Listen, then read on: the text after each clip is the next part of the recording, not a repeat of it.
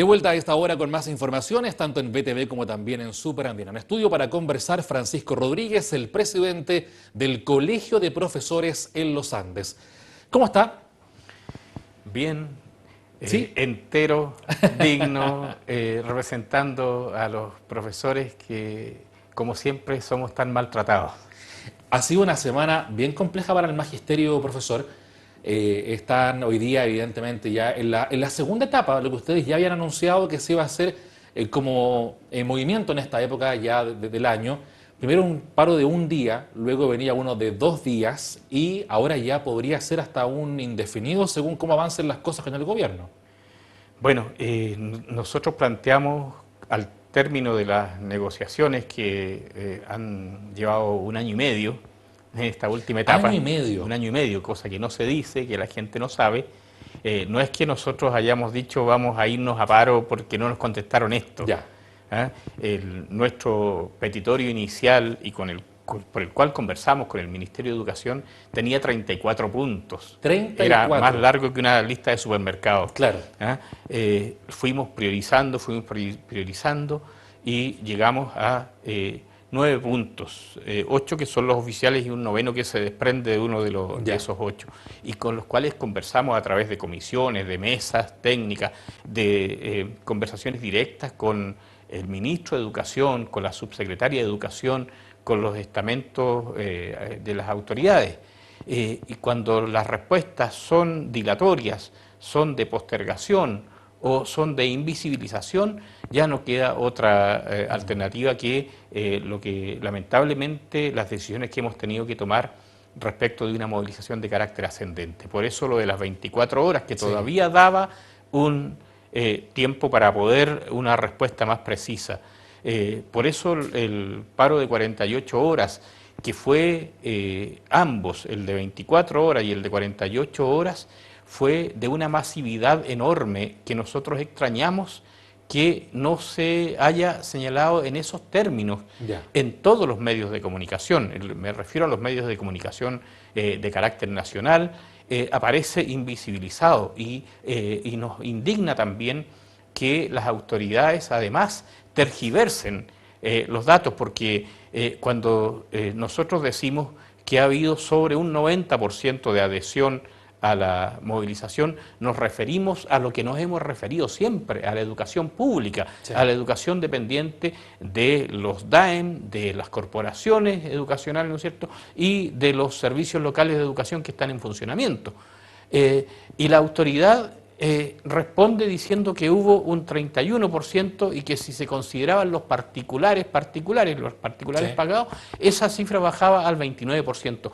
Eso es no una manipulación de los datos, eso es prácticamente burlarse de nosotros y de la comunidad, porque es evidente que la educación particular, que está constituida por la educación particular subvencionada, dirán que eso es educación pública. Si no dijera pagada y si no dijera subvencionada, es particular. Y la educación particular tradicional, ¿no es cierto?, que teniendo sus problemáticas, porque aquí hay que decir que ellos no están en un mundo superior a todo el resto de los profesores. Nosotros siempre decimos somos por oficio, por función social, somos hermanos de todos los profesores, claro, aunque se nos ha pretendido separar en mundos distintos. Entonces, seguimos sin una respuesta, no solo una respuesta concreta, seguimos con lo que nosotros estimamos que es casi una burla, porque el primer párrafo de la respuesta del día 2 de agosto del Ministerio dice, ratificamos lo que hemos dicho. Es decir, no es una respuesta nueva, claro, es un repetir lo que ya se nos había dado. Lo que ya les dijimos, claro que ¿no es sí. cierto? Entonces, cuando se nos dice, por ejemplo, se están haciendo todos los esfuerzos posibles, hemos pagado la mayor cantidad de bonificaciones de retiro desde que está vigente el sistema. Pero lo que no se dice allí es que ese pago de esas bonificaciones equivale a 3 y 4 años de atraso. Están pagando las bonificaciones de retiro que debieron haberse pagado en el año 2018-2019, estamos en el 2023 por si las autoridades no se han dado cuenta. Claro. Entonces, cuando esos dineros, esos recursos están aprobados por ley. Sí, pues, Entonces, ley de presupuesto. si uno deja de pagar una cuota, si uno deja de pagar una deuda, se te aplica la Sí, ley. pues. ¿Y qué pasa cuando el Estado no es el que cumple, cuando es el que incumple? Nuestros colegas que tienen más de 35 años de ejercicio profesional, más de 40 años y que están esperando esa bonificación que, para que la comunidad también lo entienda, es un suplemento a los 11 meses legales. Por lo Ya. tanto, tampoco es un gran dineral, un gran recurso que está aprobado además. Y los profesores tienen que seguir en aula, con todo lo que ha significado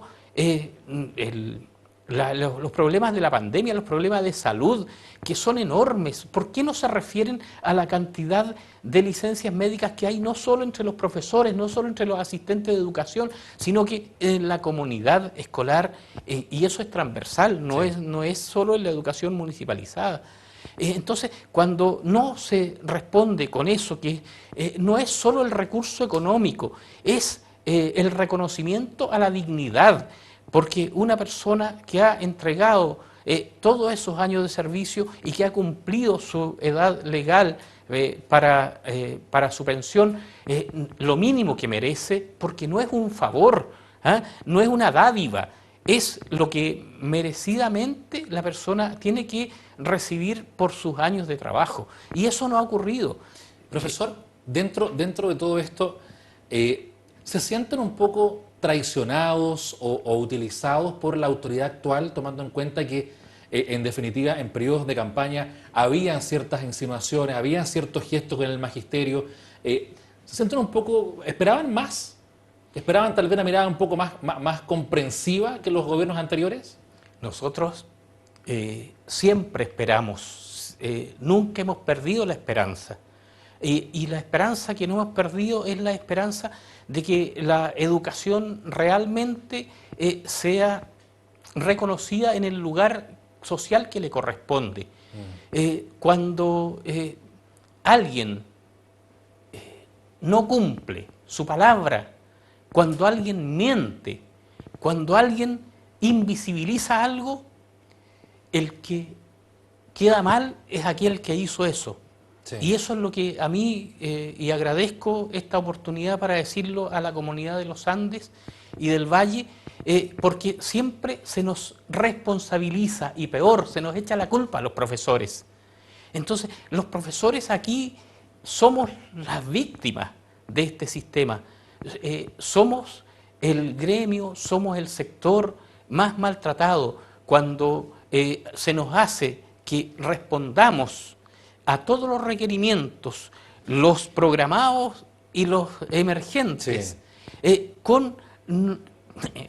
para eso eres profesor, con no solo nuestros propios recursos tecnológicos, con nuestra inventiva, digamos, ¿no es cierto? Sino que con nuestra disposición. ¿Quién le paga al profesor la cantidad de horas que tiene que realizar su trabajo fuera de su jornada? ¿Quién le paga eso cuando la gente, y discúlpenme, pero yo creo que estas son oportunidades para nosotros para visibilizar la realidad? Sí. Cuando se dice los profesores son los trabajadores que más vacaciones tienen en el sistema, sí señora, sí señor, somos los que tenemos más vacaciones en el sistema, pero ¿qué profesional, qué trabajador tiene que ejercer su labor diariamente con 30, 35, 40 personas distintas durante todo el año, durante todo el tiempo? Estamos luchando para que se reconozca desde el área médica el llamado síndrome de Burnout, que es no solo una depresión generalizada, sino que es un apagamiento, Sí.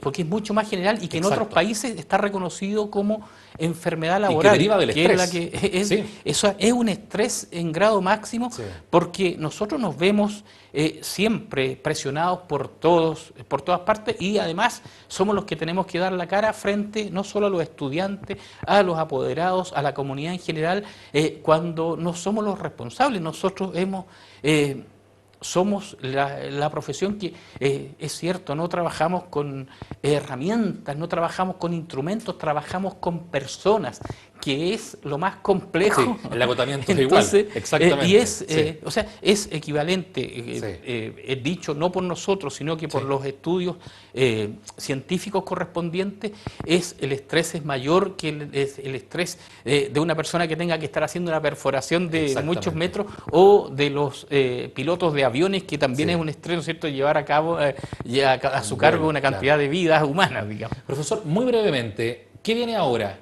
¿Cuál es el siguiente paso? Esperamos la respuesta del Ministerio de Educación y del Estado.